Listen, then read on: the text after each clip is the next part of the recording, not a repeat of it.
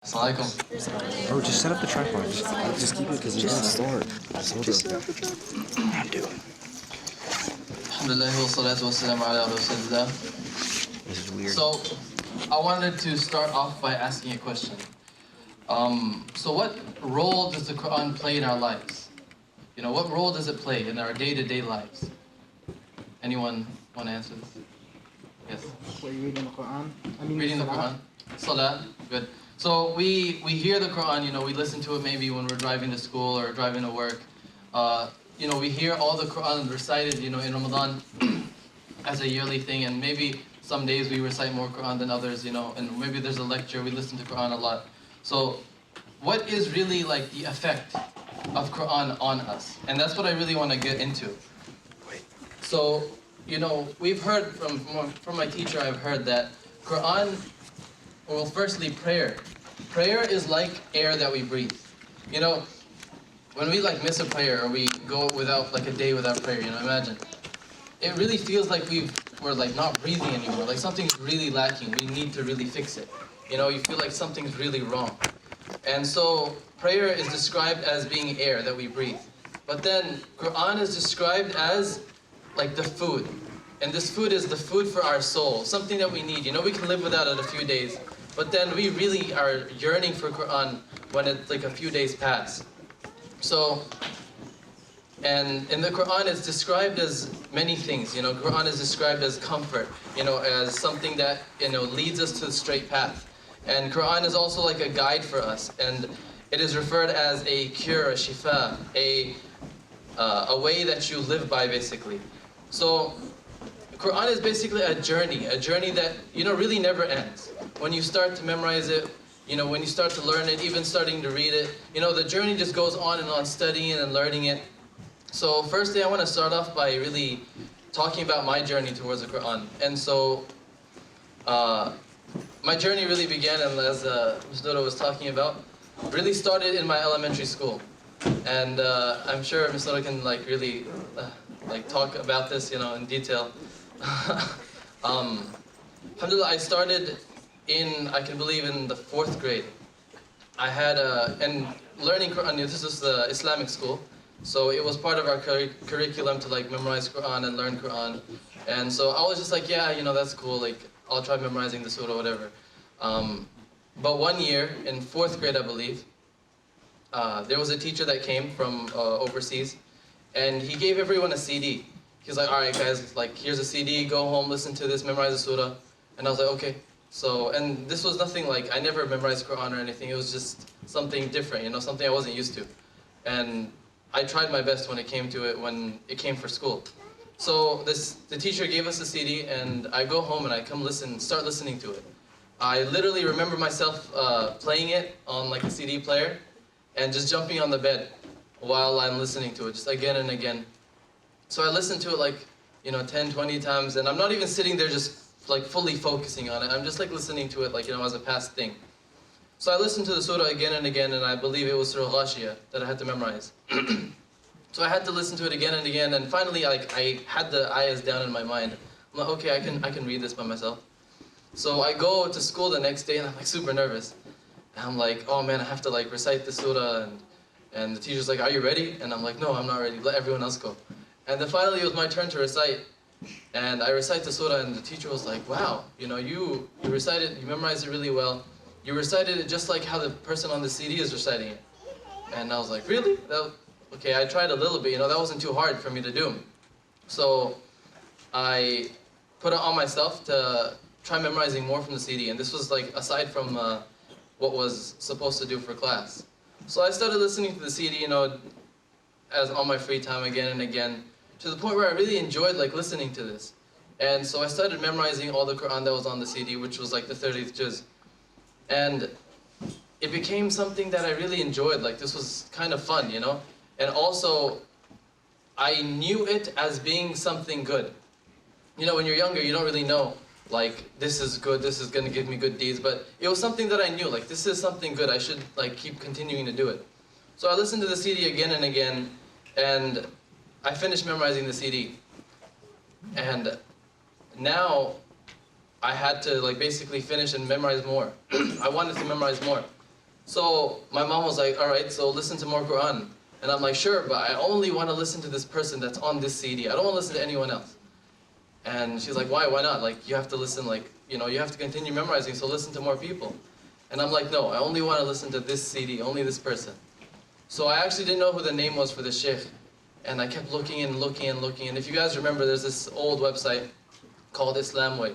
It had like 200 reciters on this website. And I literally sat there clicking through each one. I'm like, nah, this is not it, this is not it, this is not it. I'm like, which one is it, you know? So finally, alhamdulillah, my dad, he found the name of the reciter. And the name of the reciter was Sheikh Abu Bakr al-Shatiri. Are you guys familiar with this sheikh? So, the sheikh, I really liked his voice. So I started listening to it. I got an MP3 player. Back in the days, I don't know, for some of y'all, it's like before your time. I'm not that old. It's like an MP3 player I got. 80 bucks, 512 megabytes. That was like the thing that, you know, those days, that was like, you're cool right there. So I had that, and I just popped in my headphones all the time, and I was like listening to the Quran all the time. To the point where like people like knew me as the kid that just runs around and like listens to stuff on his little MP3 player. And I was that kid. So I would just run around in the masjid just listening to the Quran all the time. And these uncles would come up to me and be like, Beta, what are you listening to? And I'm like, here, you take a look. And he's like, wow, really? Like, okay, good job, you know? Like, they didn't expect that. So I would listen to Quran like day in, day out, again and again. And that was the way of my memorization. And furthering the story, basically, I listened, and I memorized by listening. I would listen to the surah like 10, 20 times, and it would get stuck in my mind. Then I would look over the page, and you know, finally it was memorized. But it was still like a pastime. And I was talking to Amar like on the way here, or Yusuf on the way here. I remember one specific instance, which I have to mention, is one day we were all lined up for prayer, and you know, like at that time I was like starting to kind of memorize Surah Baqarah. I did the 30th juz, and so I was like, maybe I don't want to memorize like 29th because all my friends are, you know, one of my friends is doing that. So I want to do something different. So I want to memorize Surah Baqarah. So I started doing that, and one day Miss Noura, she tells me, all right, recite in front of everyone. So I'm like, okay, sure. So I start reciting, and then after I finish, she like picks me up and she's like, good job, you know. And I was like, thanks. So I knew it as being something good, you know. So I really enjoyed that time of my life. But my memorization really like began when I started high school. I, alhamdulillah, had like a easier high school. So I would spend more time memorizing. I would like spend most of my time listening to it, and then during like study hall, I would try memorizing the page, and then by the time I get home, I'd listen to it one more time and then memorize the page, and then read it to my teacher. So I spent like 4 hours a day memorizing in high school. During school, like this is like during school, during all my sports, I played like 6 seasons of soccer and then basketball. So like it was just trying to fit it in my schedule. And so I memorized like 20 juz in high school, alhamdulillah. And then I, alhamdulillah, finished like towards college starting, I memorized and I finished my hifz then. So that was really my journey of memorizing Quran for me. And it's been such an integral part for my life and what I do. But really what I want to talk about today is how I did it and how I even chose that journey. And for that, I want to actually talk about this story that happened to me not too long ago. In a few years back, actually, I had the chance of going to Greece. And I went there because they were, you know, the refugees from Syria, they were going different places. So one of the places that they inhabit or go to is in Greece. So we all took a flight, and I was with a bunch of friends that have different strengths that they do. We had an engineer, we had a doctor, we had people that were really personable, talking to different people. So, and then there was me. I was like, I have a background in engineering, so I went and helped them make a few things. And also like in my background of memorizing Quran. So we all went there, and it was basically a camp. And you guys have seen it on pictures and videos of, you know, how they live. It was 800 people. 800 people in this basically flat land. They're all living in tents. All living in tents, and they're very, very nice people, you know? They come from such humble places. I talked to many of them. They have intense stories, you know? Some were just about to finish school and they just had to leave. They just had to leave where they live, drop everything that they're doing and leave. And some of them, they had like great, biggest restaurants. One dude I met, he had like this pizzeria. And he would make the best pizzas. Everyone around town knew that this guy, he has the best pizzas. So he was like telling me, he's like, I had the best food, I had everything. So, and then they all had to give it up to come to where they're living now. So those are the people that we're meeting. And they've been living there for like 1 or 2 years. So when I went to go see them, I, talked to them, whatnot, and I went to their little area where they pray. Their kind of makeshift masjid. So I went to there, and I noticed in the whole area, it's just like 4 walls. And in this building, there's only one mushaf. Or imagine, just for all these 800 people, there's only one mushaf for all these people. Think about that. These people, they don't have access to even simple things that we don't even think about, like a mushaf, like a Quran. Even in this masjid, I see like a ton over there. They only had one mushaf for all these people, and that's where one person was reading it and teaching other people. So it really hit me. It really hit me, and it made me think, like, we have such accessibility to different, knowledge and simple things, like just having a mushaf or just having internet for that matter, that, we're really not taking our full effort to trying to utilize that. And so, alhamdulillah, like I had the chance to go, during that trip, to go to Turkey. And we went there, we bought like a bunch of musahif and a bunch of Islamic stuff. So we went and gave it to them. And one of the stories that I remember was, every day after Asr prayer, they told me, Adam, can you recite for a little bit? So I would sit there and I would recite for a little bit. And one day, this elderly woman, she came up to me. And she was crying. She was crying a lot. And she came up to me and I was like, what's wrong? And she said that ever since I left Syria, I have not been able to listen to Quran like this. I have not been able to listen to it, so your recitation really brought me back home. And she was crying. And all these people, they showed me their videos of how they just had to leave home. They had nothing. They didn't even have any, anything that you could think of. And so she was saying that this really brought me back home. I really feel like I'm back now, just closing my eyes and listening to you. And because all the groups that came to visit them, they were non-Muslims, so they would give them Bibles and stuff. They're like, here, go learn this, And they're like, no, we came from a Muslim family, we're Muslims. And so when we came, they felt at home, they felt finally we can be connected to Islam again. They didn't even have that much connection. So this really made me think, we have so much accessibility to knowledge. All of us, we have a phone in our hand, right? We have a phone in our pockets. What does the phone have? Has any app you want, any website you can go to. You can listen and read anything that you want to, and it's there. But for these people, they didn't even have phones. They didn't even have one mushaf for the whole group, the whole camp, 800 people. So this really made me think, we need to, utilize our resources.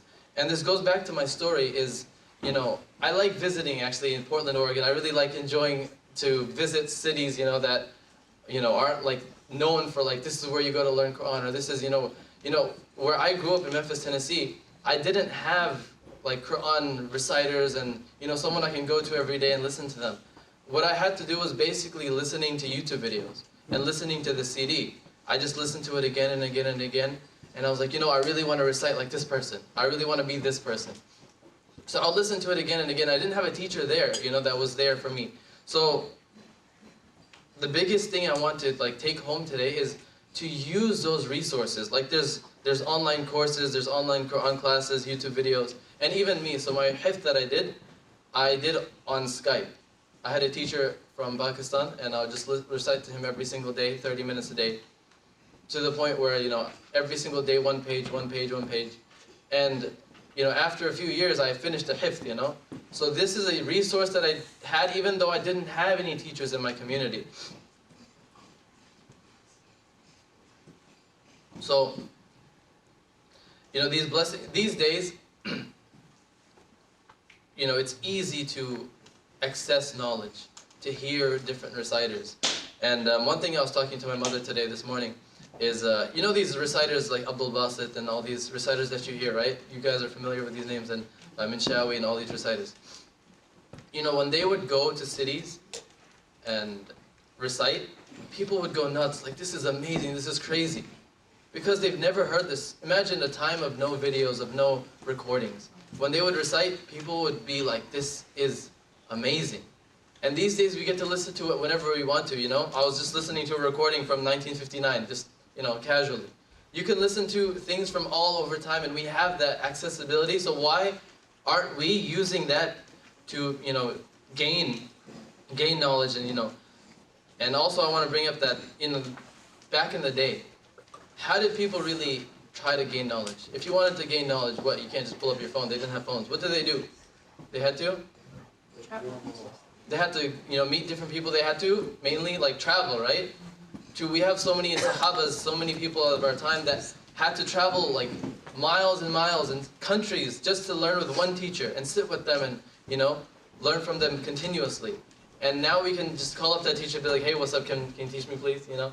Or we can take an online course. So what I want to really like show here today is that learning the Quran, it may be a journey that we think is far from us, but it's actually very close to us, to the point where we can attain it by just what we have in our phones, just by listening to Quran, just quickly like gaining that appreciation, just like I did, how I just listened to a recording and I was like, this is really nice.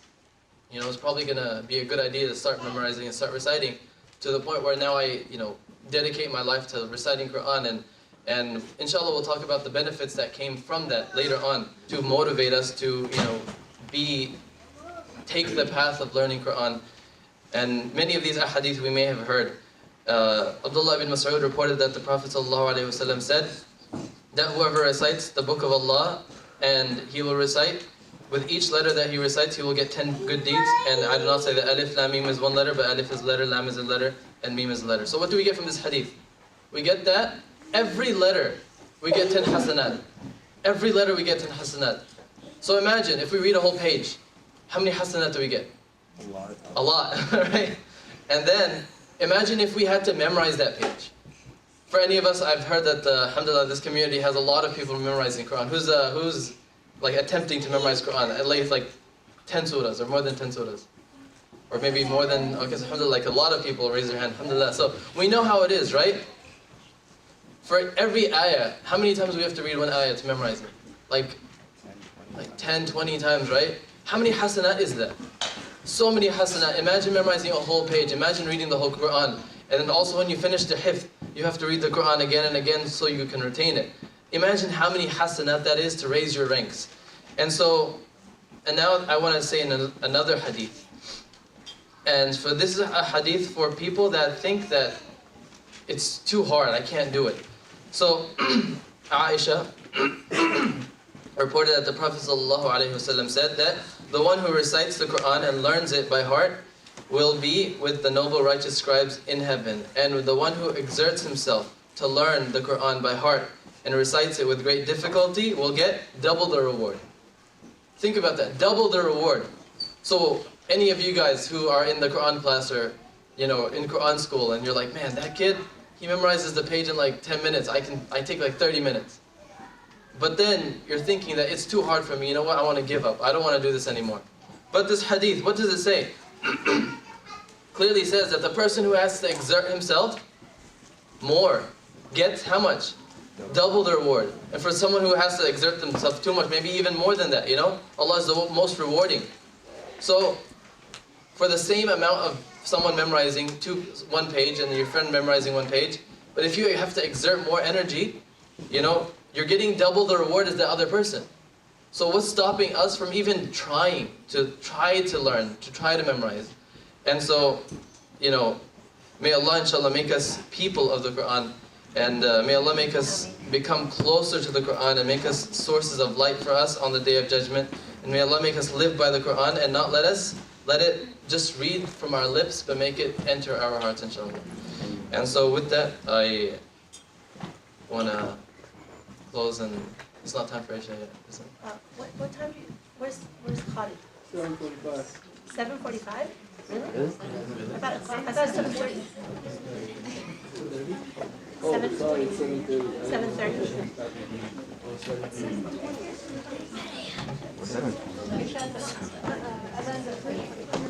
Yeah.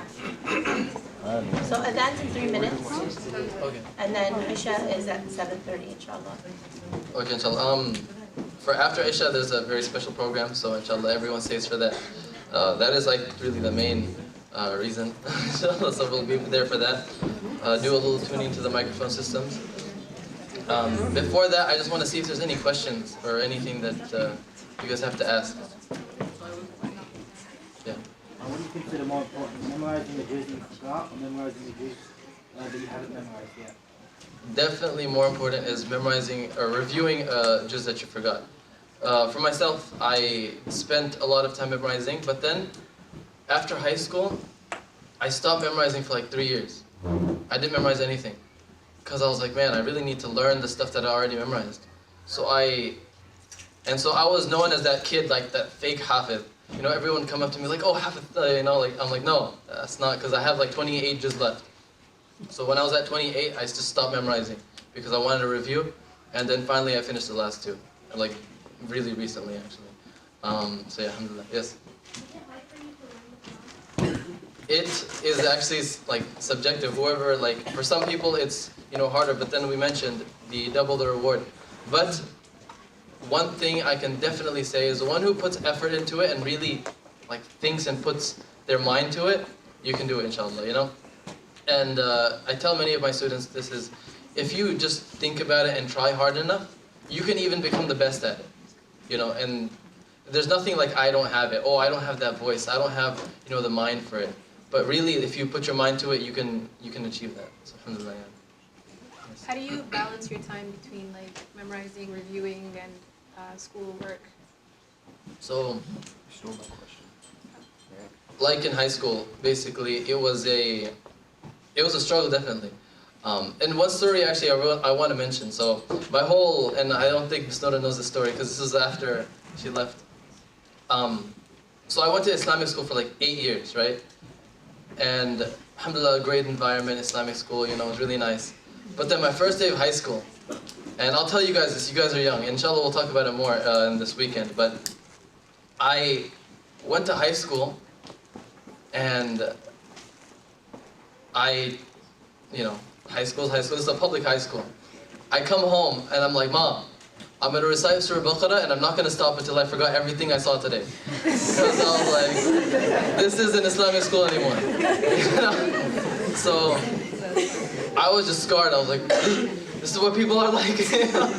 So yeah, so how I balance basically between school and Quran is, you know, so my routine for memorizing in high school was, like I mentioned, I would listen to the page like continuously with headphones on, like listening to it again and again. And then I would have this gym period where people, like, it would call it gym, but like it would just walk around and do nothing. So I would just listen to my page with headphones on. And then in study hall where, you know, people like usually have 30 minutes to do their homework, I would try memorizing the page. I would read it again and again and again. And then I would go home, I would listen to the page and memorize it for 30 minutes. And then it would be down, so I would read it to my teacher for 30 minutes. I would have a class with my teacher for 30 minutes every day. And then, for me to review what I've already memorized, I would, after Isha, spend 45 minutes like reading what I've already memorized, and then read it to my teacher for like an hour on Skype again.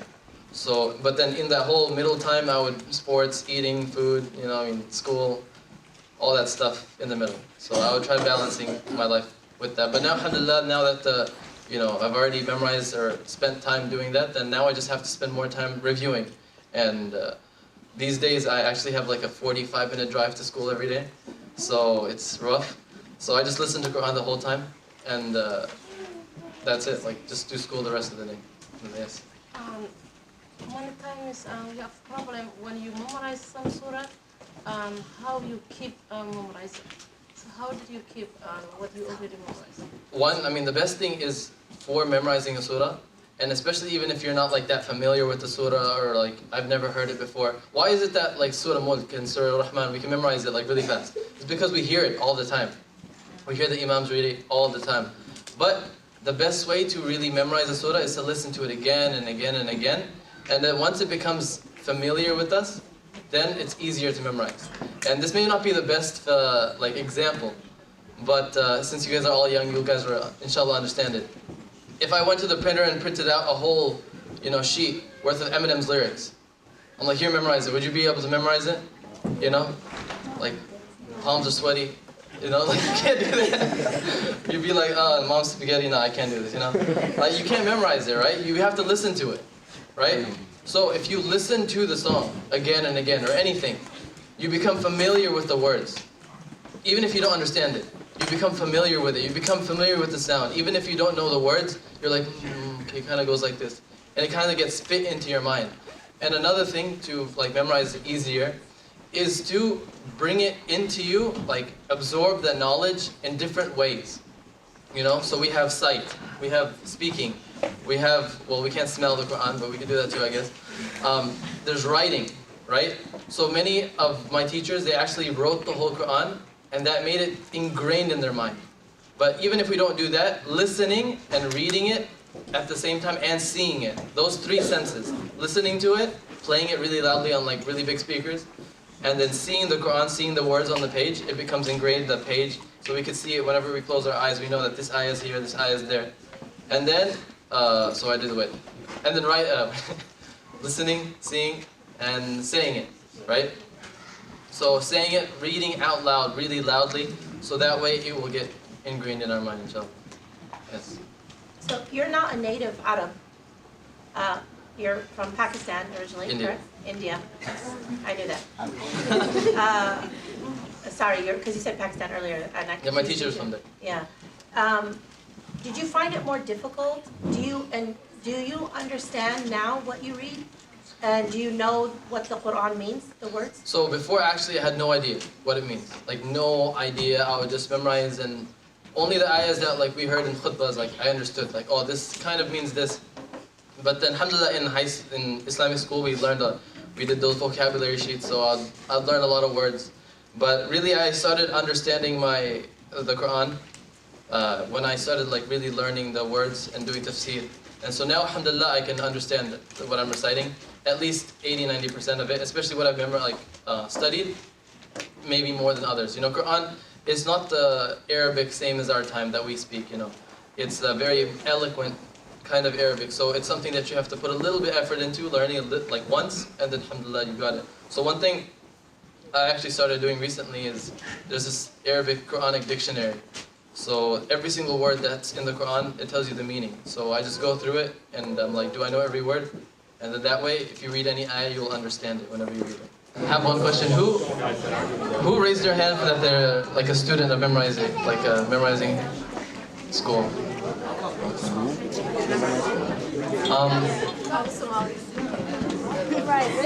Let's see. Because I want to pick some of you guys to come recite with me today. So keep those hands up.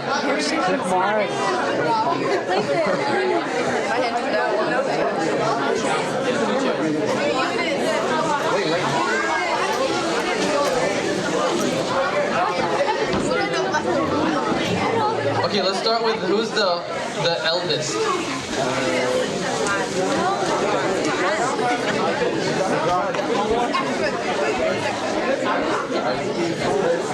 I want to be the youngest. Oldest? You want to do it? I heard you, right? Are you down? I'll do it. I want to hear you guys. I want to Check my eyes. How about this? I don't know, tell me who. Take this one. You guys.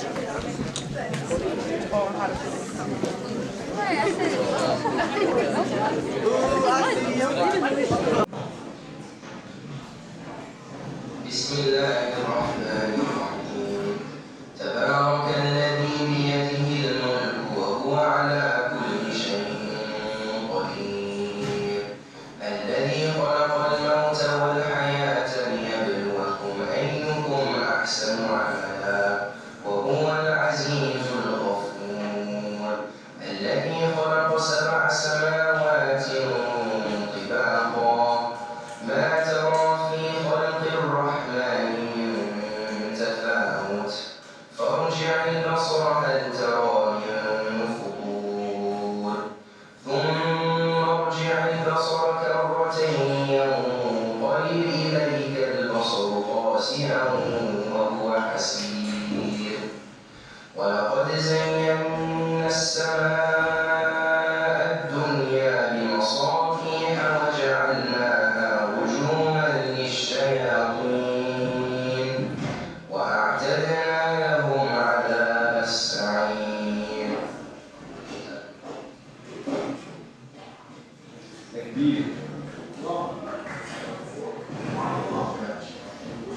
وللذين كفروا بربهم عذاب جهنم وبئس المصير إذ ألقوا فيها سمعوا لها شهيقا وهو تفور تكاد تميز من الغيظ كلما ألقي فيها فوج سألوا خزنتها ألم يأتكم نذير قالوا بلى قد جاءنا نذير فكذبنا وقلنا ما نزل الله من شيء إن أنتم إلا في ضلال كبير فقالوا لو كنا نسمع أو نعقل ما كنا في أصحاب السعير فاعترفوا بذنبهم فسحقا لأصحاب السعير إن الذين يخشون ربهم بالغيب لهم مغفرة وأجر كبير.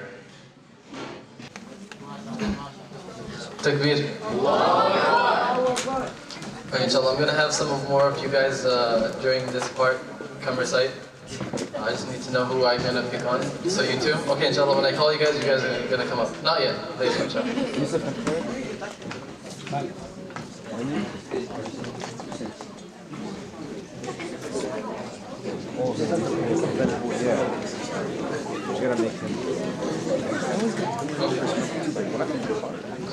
الحمد لله والصلاة والسلام على رسول الله وعلى آله وصحبه وسلم تسليما كثيرا.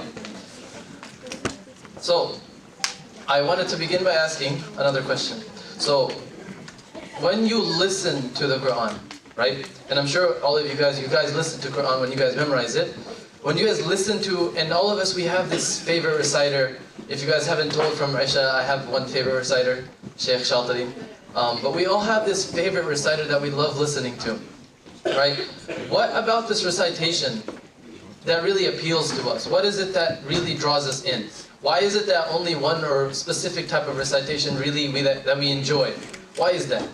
Because that one recitation, it makes our hearts tremble, right? This one certain type of recitation, we can feel it more than other recitations. We want to listen to it more and more and more, right? So, in the art of recitation, and yes, it's an art whenever you recite, you perfect the recitation.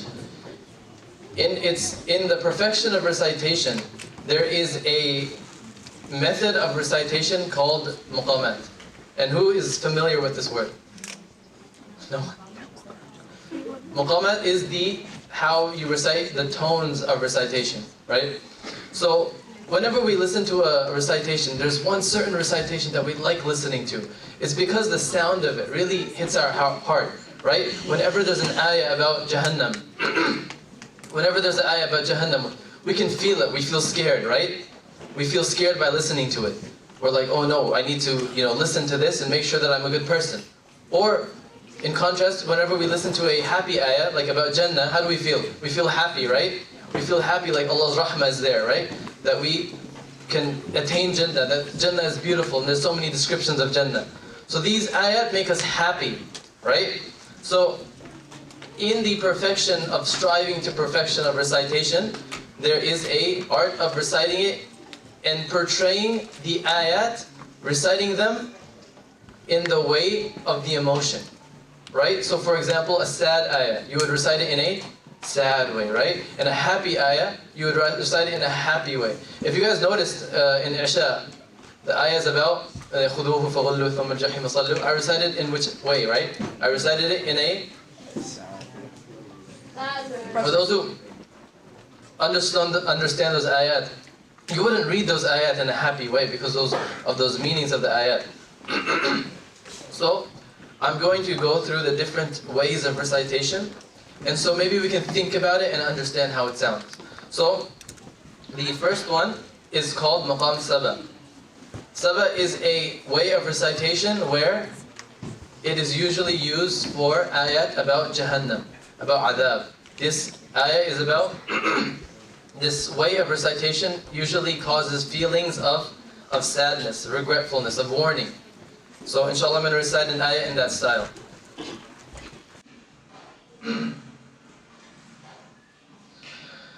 أعوذ بالله من الشيطان الرجيم بسم الله الرحمن الرحيم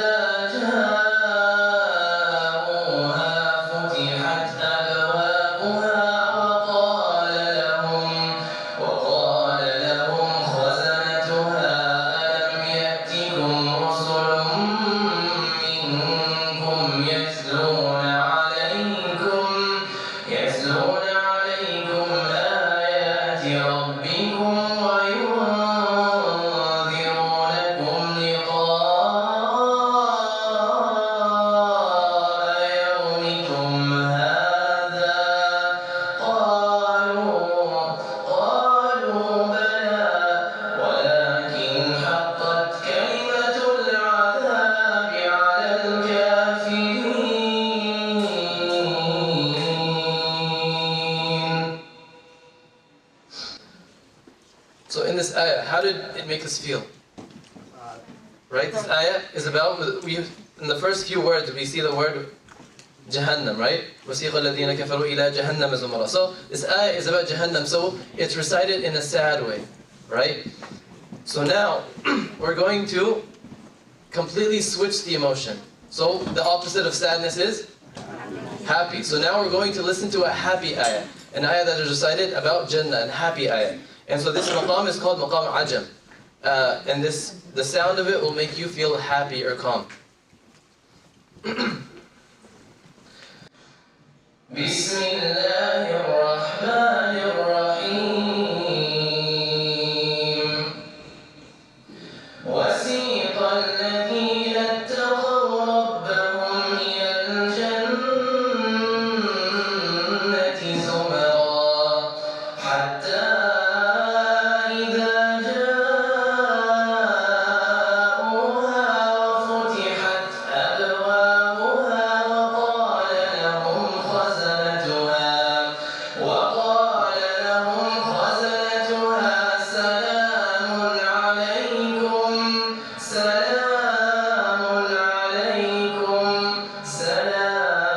عليكم طبتم فادخلوها خالدين وقالوا الحمد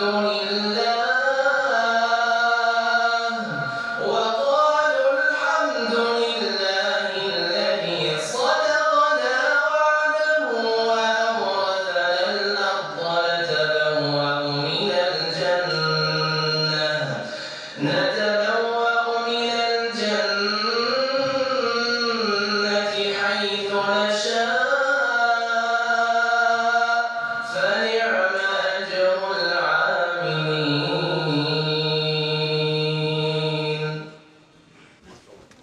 So this ayat, how do we feel when we listen to them? Right? And these ayat about Jannah, right? So we recite them in a very happy way. So similarly, in these ayat, these different tones, I picked them specifically in the beginning because very extreme emotion you feel. The extreme emotion of sadness or extreme emotion of happiness. But then similarly, there's different tones that convey different feelings, different messages. So I'm going to go through all of them as fast as I can or as much as I can. The next one is maqam nahwan. And so how many Masris do we have today? Masris, Allah. So this maqam is very, very prevalent in Masr. And you guys may feel like familiarized with this. A popular sheikh that recites in this maqam is Sheikh Mashari. He usually recites in this, or Manshawi recites in this a lot.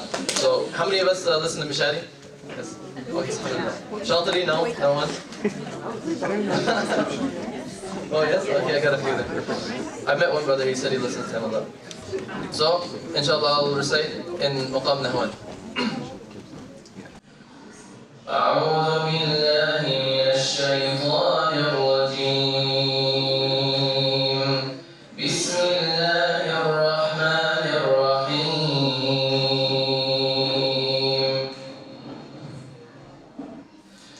ياسين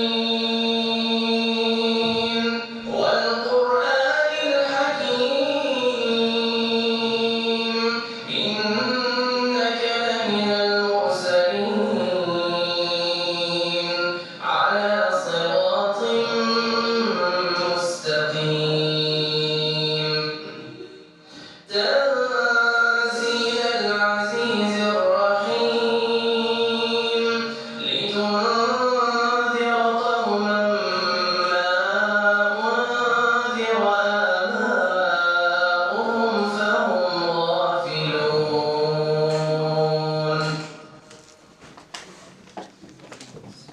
So this style of recitation is very familiar to us, right?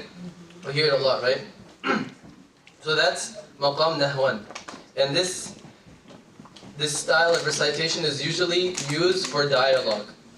Right? Dialogue and it's recited usually for like a long time. You stay on this recitation and it really moves you. It shows like really intense emotion in your heart whenever you listen to it. So the next maqam is called Maqam Hijaz. And this maqam is usually used for adhan. So if you've heard the famous adhan, it sounds like Allahu Akbar, Allahu Akbar, Allahu Akbar,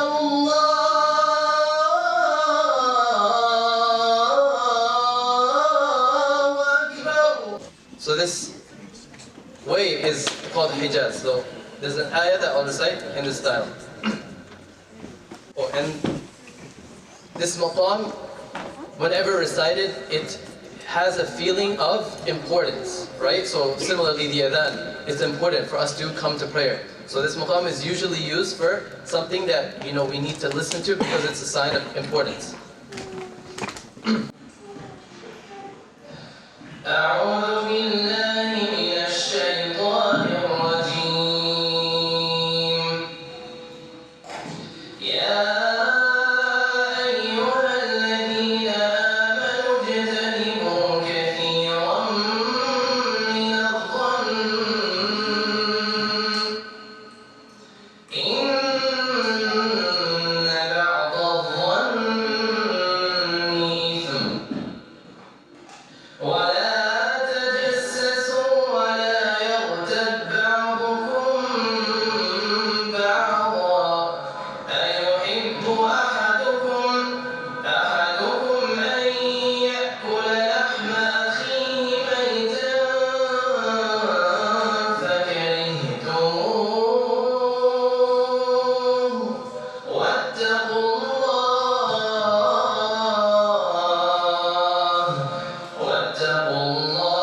إن الله تواب رحيم.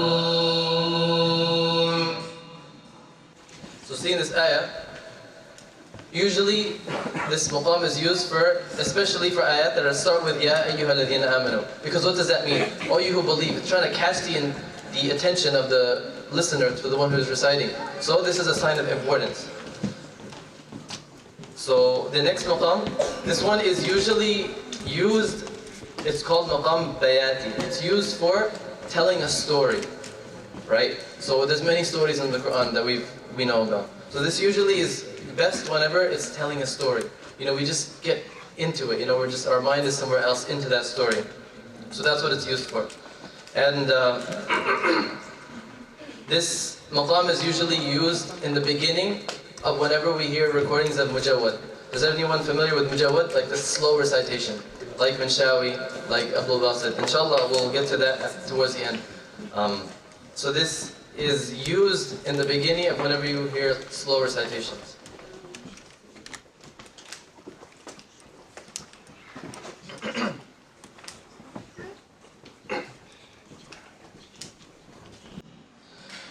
أعوذ بالله من الشيطان الرجيم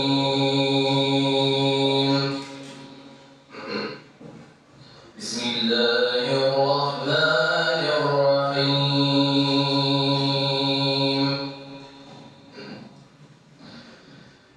إن الذين سبقت لهم منا الحسنى أولئك عنها مبعدون لا يسمعون حسيسها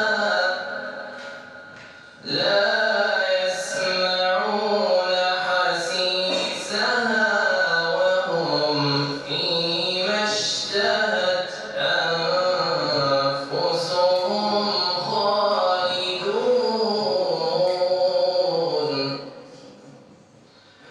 لا يحزنهم الفزع الأكبر وتتلقاهم الملائكة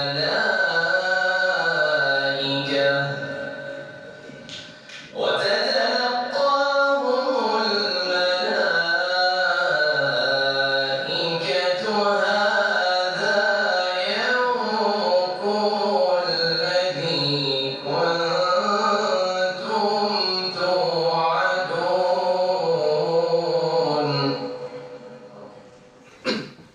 So this is maqam bayati.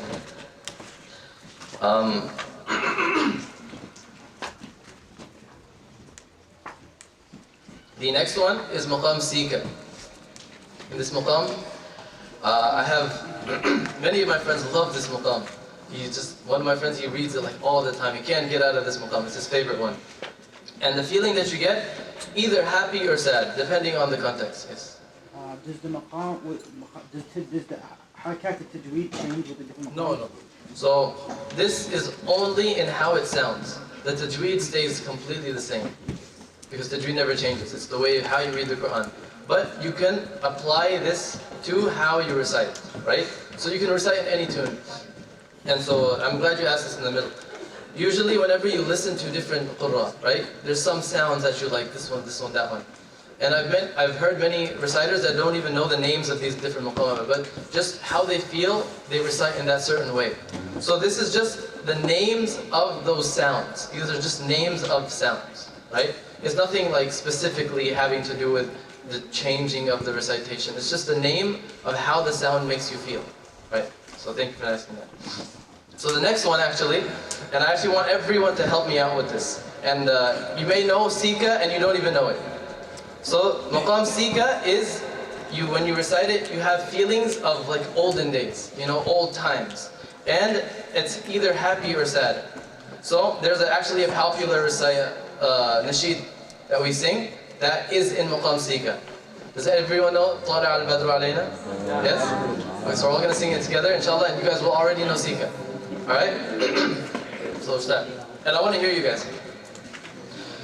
طَلَعَ الْبَدْرُ عَلَيْنَا مِنْ ثَنِيَّاتِ الْوَدَاعِ وَجَبَ الشُّكْرُ عَلَيْنَا مَا دَعَا لِلَّهِ دَاعٍ أَيُّهَا الْمَبْعُوثُ فِينَا جِئْتَ بِالْأَمْرِ الْمُطَاعِ جِئْتَ شَرَّفْتَ الْمَدِينَةَ مَرْحَبًا يَا خَيْرَ دَاعٍ. So, whenever you listen to this, how do you feel?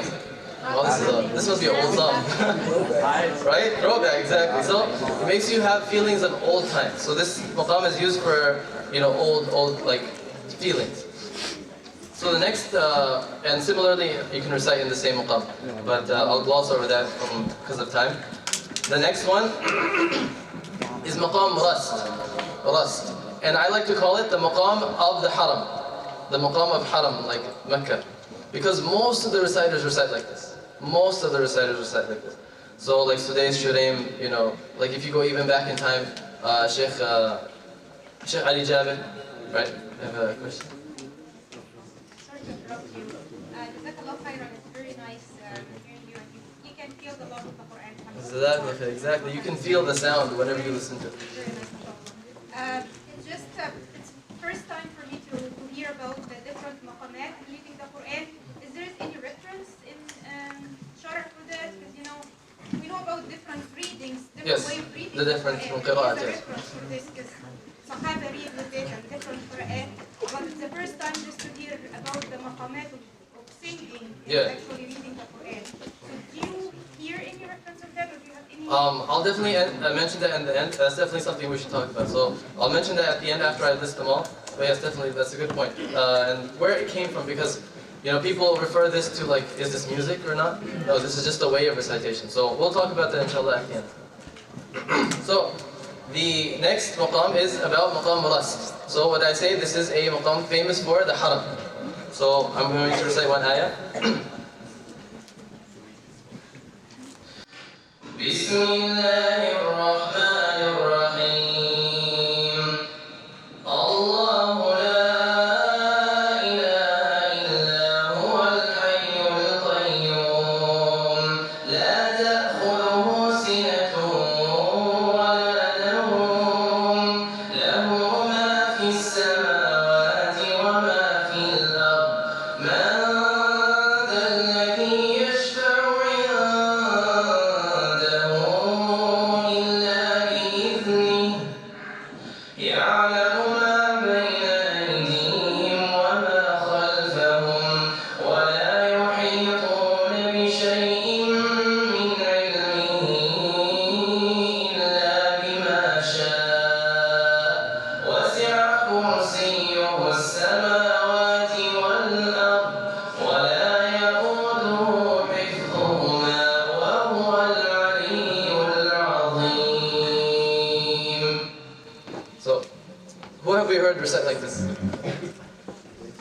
Like maybe their voices are different, right? But they recite in a similar tune. And just like as a side note, they prefer reciting like this because it's for the haram, they want people to recite, fast, not to go too much, high and low because maybe the speakers or something. But they want them to continue reciting in a good pace, so that's why they pick this maqam, because it just flows. And it's also, the feeling that you get whenever you listen to this is conveyance of like telling something, or power. You feel power when you listen to this. So, the next maqam is actually my favorite one. And this one I actually recited like before I even learned anything about maqamat. Do we have a question? Or?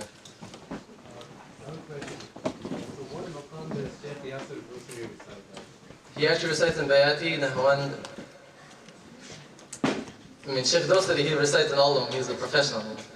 But he usually picks Nahwan or Bayati, or whatever. Yeah. Okay, so the next one is Maqam Qud. And this one is actually a subcategory. It's not like one of the major 8. I guess you can put them down into 8 categories, but this is one like a subcategory. It's 2 of them kind of mixed together. And this is my favorite maqam. It's called Maqam Qud, and its attributes are beauty and softness and gentleness. So my favorite sheikh recites like this, Sheikh Shatri. So this is Maqam Qud. أعوذ بالله من الشيطان الرجيم وقال الذي آمن يا قوم اتبعون أهدكم سبيل الرشاد يا قوم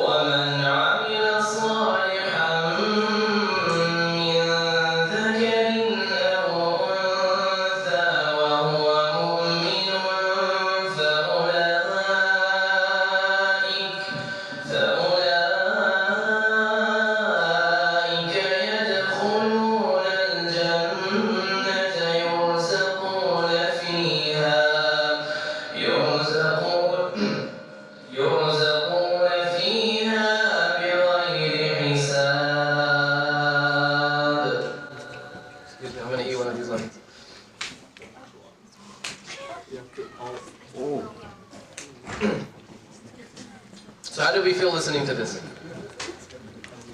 Calmness, right? Calmness, gentleness, right? Like you want to just rest, you want to just listen to it. So that is most of the maqams right there. Yeah, that's all of them.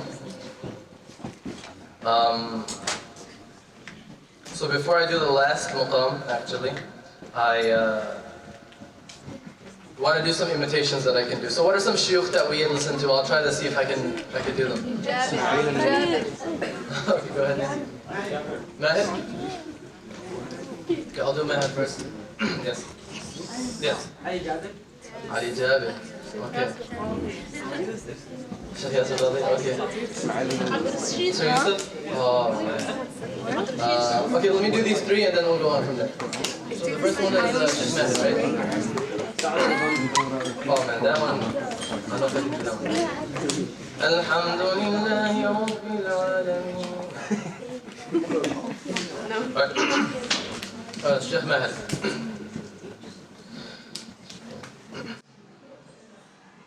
Alhamdulillahi Rabbil Alameen.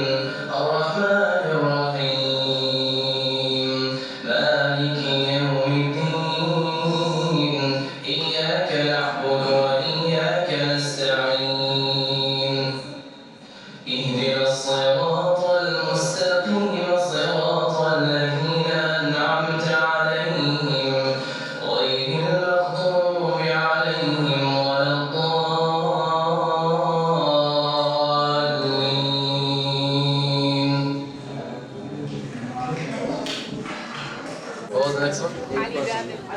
اسماعيل النوري. Sheikh Ali Jabir? عبد الرشيد صوفي. Okay, I can try this. Give me just 1 second. Specific ayah that I like. هو يعني انت عايز Instagram story.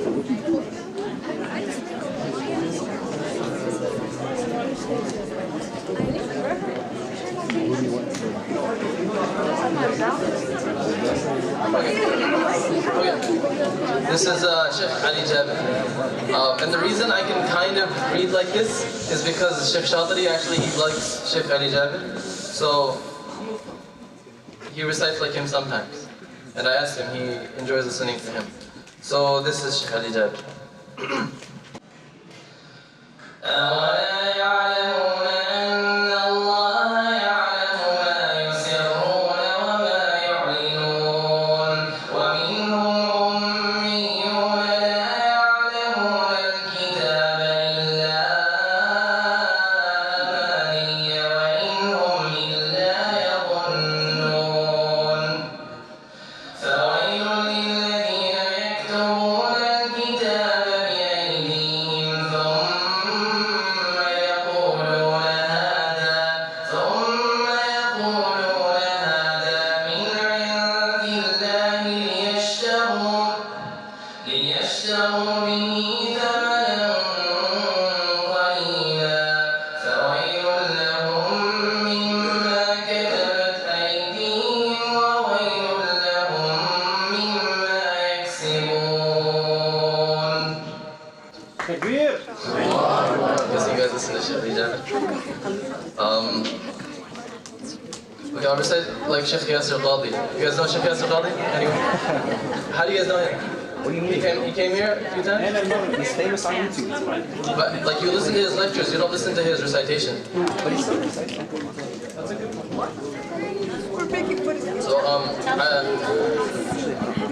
So I actually was in the same community as Sheikh Yasir for like 8 years.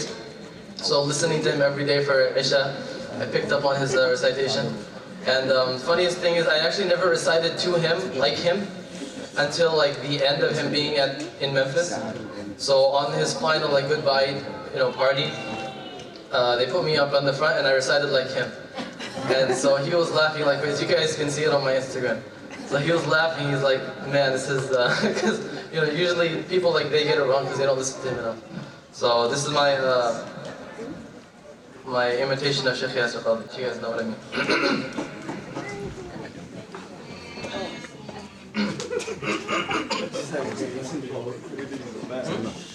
Unless you get up. Oh really? Unless you get up. Actually, let me just get some.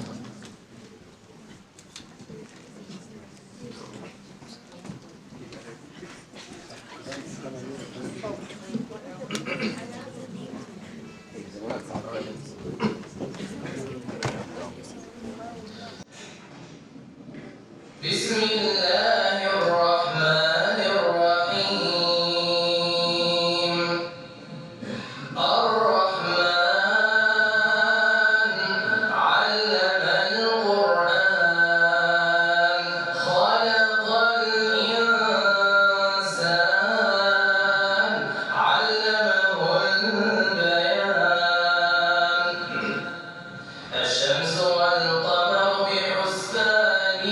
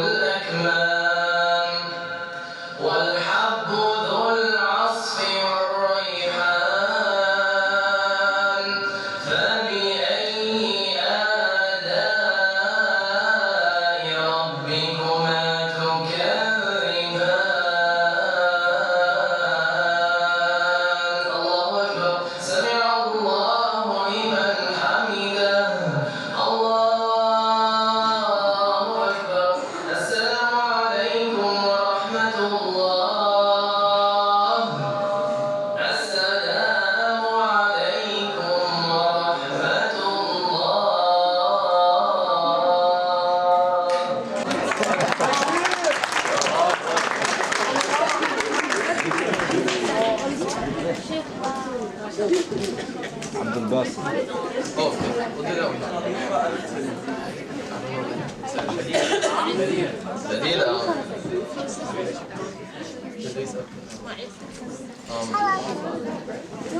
Idrisa.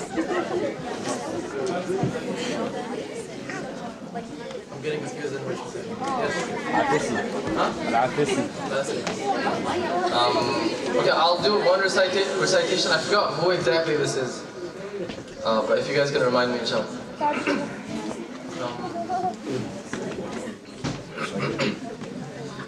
الحمد لله رب العالمين الرحمن الرحيم مالك يوم الدين إياك نعبد وإياك نستعين اهدنا الصراط المستقيم صراط الذين أنعمت عليهم غير المغضوب عليهم ولا الضالين.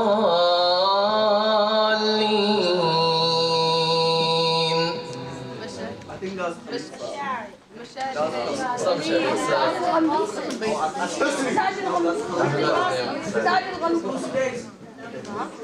Today, I mean, I can't exactly do today's because he has such a unique voice, you know.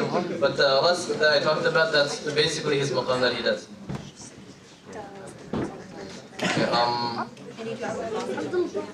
which one did I leave out? You guys are familiar with Qatami, right? I did a little bit of Qatami in Aisha. You guys know Qatami? Who knows Sheikh Nasir al-Qatami? Right now, actually, he's my favorite reciter. I listen to him like all day. Yes? No, I did not meet him. I just listened to him. This is Qatami. I'll do a surah. Yes, at the end, because I don't know, something's going on.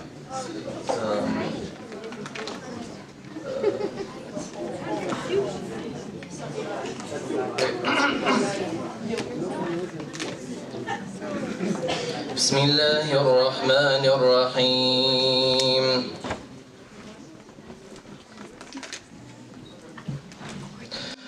إذا وقعت الواقعة ليس لوقعتها كاذبة خافضة رافعة إذا رجت الأرض رجا وبست الجبال بسا فكانت هباء منبثا وكنتم أزواجا ثلاثة فأصحاب الميمنة ما أصحاب الميمنة وأصحاب المشأمة ما أصحاب المشأمة والسابقون السابقون أولئك المقربون في جنات النعيم ثلة من الأولين وقليل من الآخرين على سرر موضونة متكئين عليها متقابلين.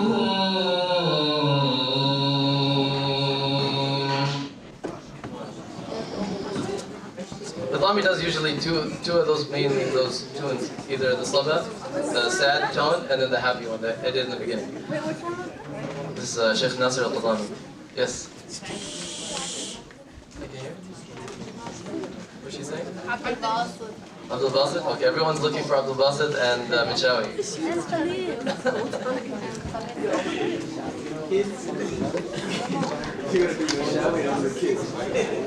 What kid? Oh, okay. No, I think that's okay. So, who has heard of Mustafa Ismail? Or let me give you guys. There's a famous ayah he does. Yeah, Sheikh Mustafa Ismail. There's famous recitation he does of Surah Tahrim. Tahrim. You guys heard of it? No? Yes? Okay, I can't do it exactly, so forgive me for that. But I will give my best try, inshallah. Yes.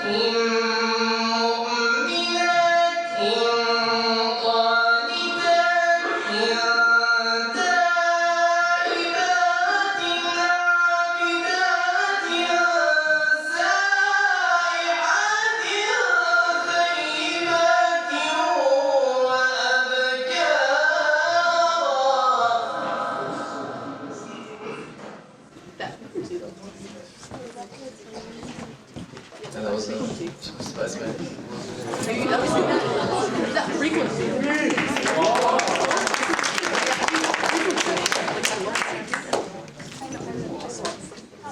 Okay,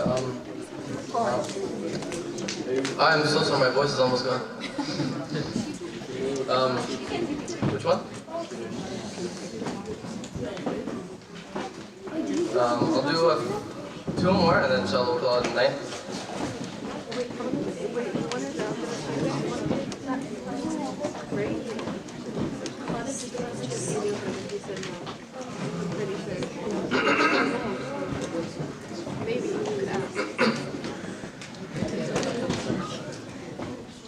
بسم الله الرحمن الرحيم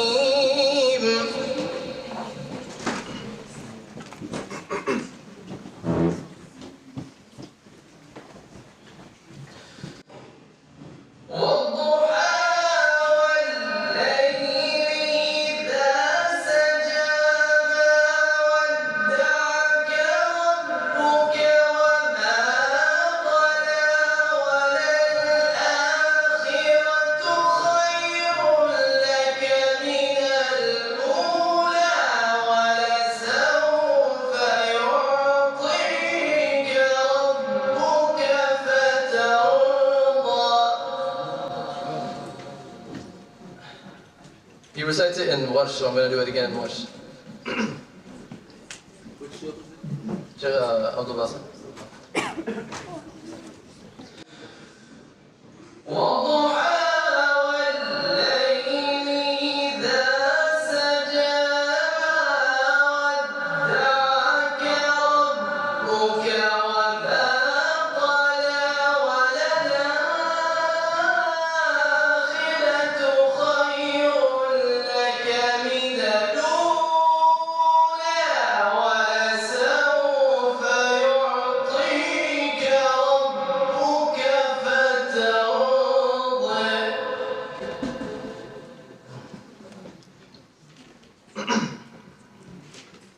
Okay. And inshallah, for my last recitation, I will do one of my favorite passages from Surah Luqman. And this one, Sheikh Mashari recites it in one of his recordings. And inshallah, that's the one I will finish off with.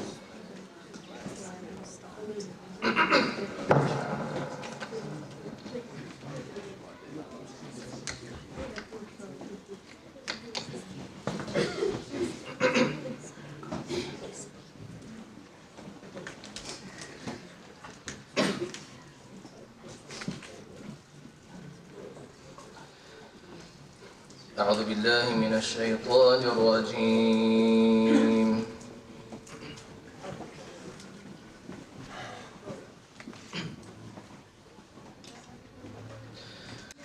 خلق السماوات بغير عمد ترونها وألقى في الأرض رواسي أن تميد بكم وبث فيها من كل دابة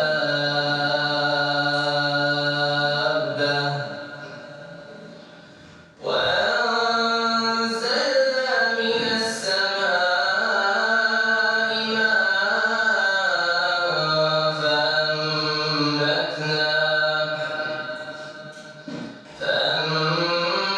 فأنبتنا فيها من كل زوج كريم. هذا خلق الله فأروني ماذا خلق الذين من دونه بل الظالمون في ضلال مبين. ولقد آتينا لقمان الحكمة أن اشكر لله ومن يشكر فإنما يشكر لنفسه ومن كفر فإن الله غني حميد. وإذ قال لقمان لابنه وهو يعظه يا بني لا تشرك بالله إن الشرك لظلم عظيم. ووصينا الإنسان بوالديه حملته أمه وهنا على وهن وفصاله في عامين أن اشكر لي ولوالديك إلي المصير. صدق الله العظيم.